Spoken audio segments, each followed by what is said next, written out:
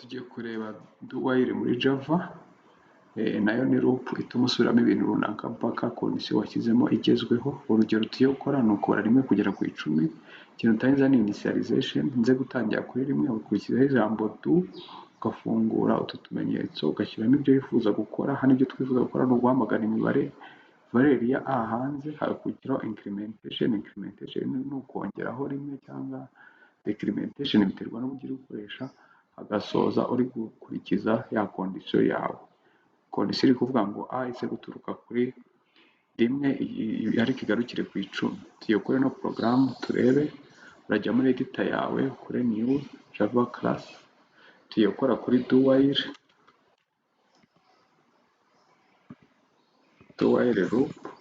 Niyo tugiye gukora, ugashyiramo ya main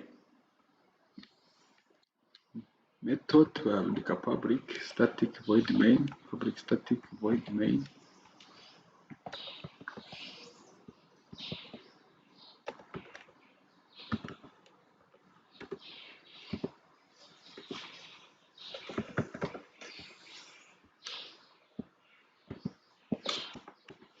Tugiye gukora kuri do while. Twavuze ko utangiza ijambo initialization, naho ushaka guhera, ushaka ko a iza guturuka kuri rimwe,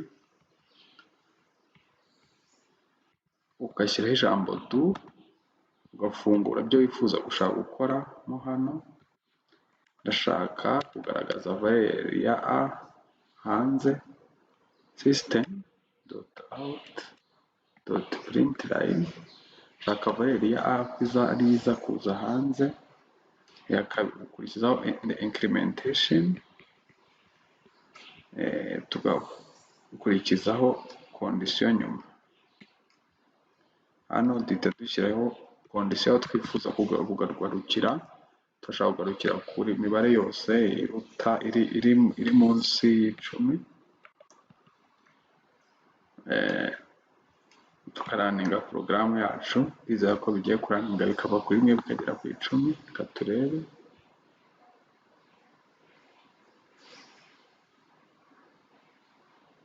Byaraninze ngiyo application yacu irimo irabara rimwe kugera ku 10.